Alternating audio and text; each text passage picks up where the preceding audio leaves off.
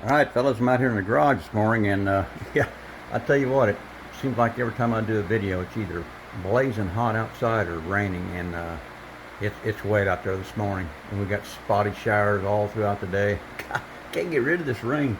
Wife and I are going to make a trip to Lowe's a little bit later on. I got to stop by Hobby Lobby. I need to get some more of these display cases. I don't have any more, so I need to pick up a few of those. They normally have them for they're like $9. No, they were $6.99, I believe. They used to be $9, and they lowered the price to $6.99. So that's good.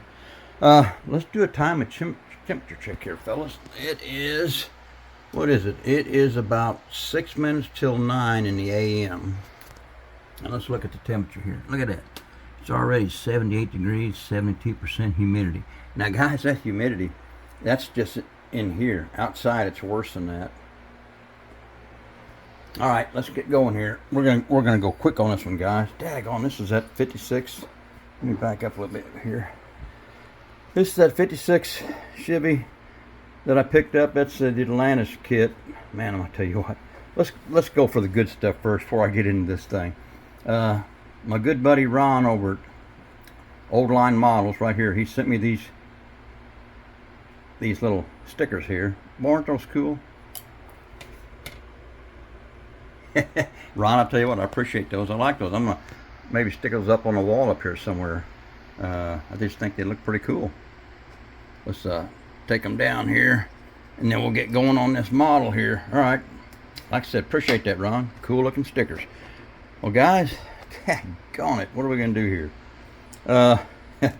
You know, when I started out with this build, I had some good things in mind, and boy, I'll tell you what, the more I got to looking at this kit and the way the parts were on the tree and I don't mind the flash.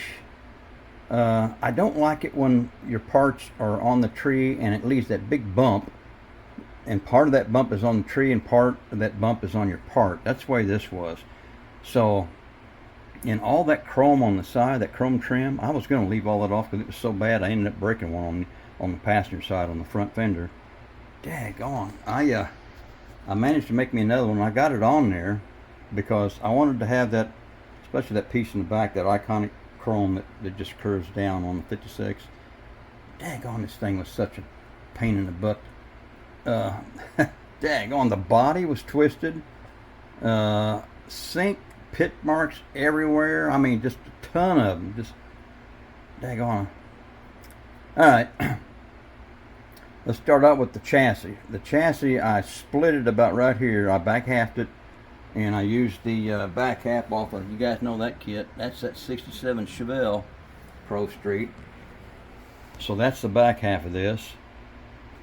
And the seats are also from that same kit.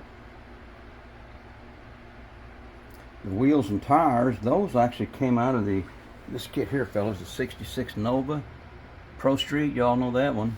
That's where those wheels and tires came from. Excuse me. And I had some nice plans on painting, put a killer paint job on this thing, but man, that body was just so bad. I just decided to go with the, to me, is semi-gloss black TS29. I primed it with their fine surface primer white, and then hit it with that TS29. No clear or anything, guys. It's just stored behind this old farm boy lives about 12 miles outside of town, and he built this in his barn out there next to his John Deere tractor. And Saturday nights he comes in town, make a few hits and pick up a little money if you can, and that's all he does is farm and drag race on the streets. The roll bar inside, I scratch built that. It's hard to see. And the shifter in there, let's get a better picture here. I 3D printed that. And then let's go over here. The wheelie bars, those are out of that Chevelle kit as well. And that rear end.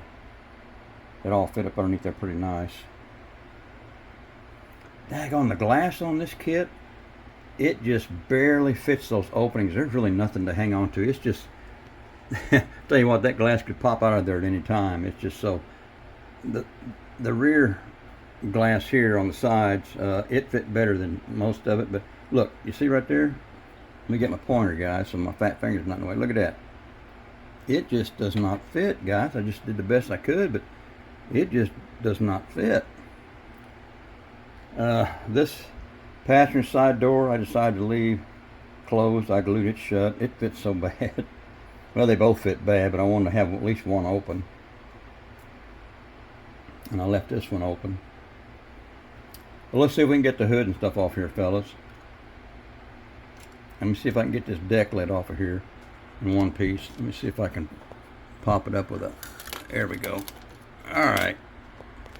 Now we get a little bit better look. That is also the 396 big block Chevy out of that Chevelle kit that I built up. I think it looks pretty cool. It helps out with the body, doesn't it? Because that body is just so bad. Painted the headers white down in there. Got my XL coil that I 3D printed.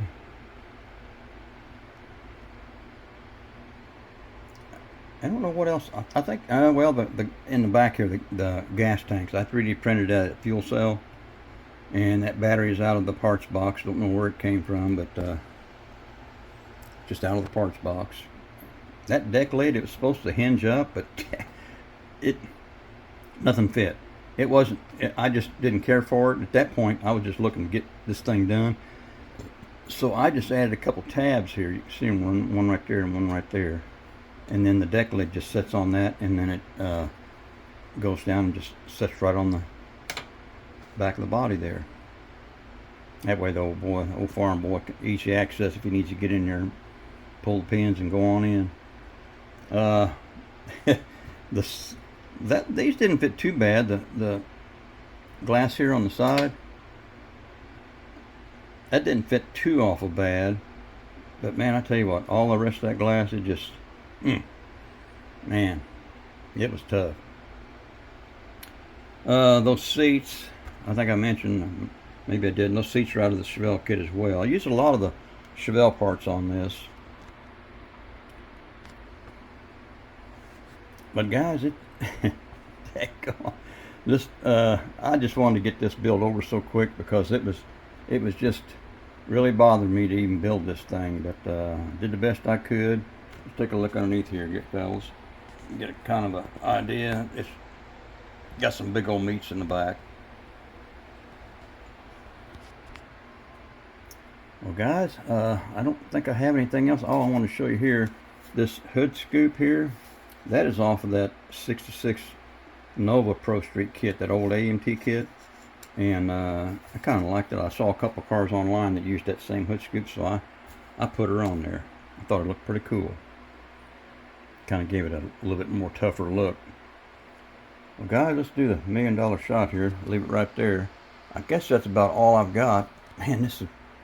I am so glad to be done with this kit. And you guys that have got this in your stash, you guys can probably do a better job with it than what I did. But man, I tell you what, I do not want any more of these Atlantis kits.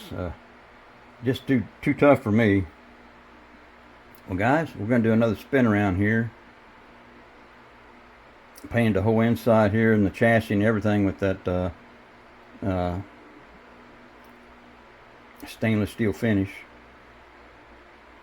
All right, guys, I think that's about it. That's my rendition of a 56 Chevy Pro Street, the old farm boy, built up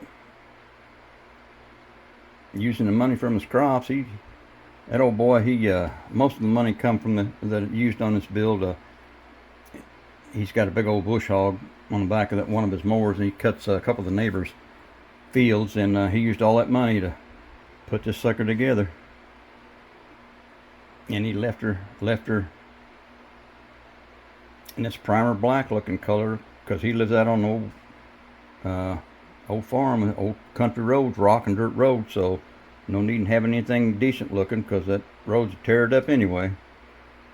Alright, guys, I think I'm gonna call this one done, and let's get her back around here, and that's about it, fellas. Let me know what you think of this one. Alright, I'm done.